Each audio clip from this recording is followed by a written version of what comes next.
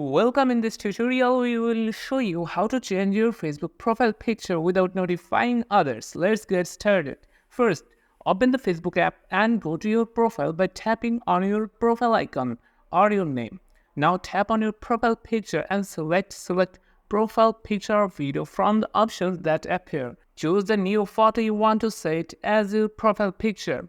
After you have selected your photo, you will see a share your update settings in the screen. By default, Facebook will share this update with your friends. To avoid this, look for the option that says share your update to newsfeed and toggle it off.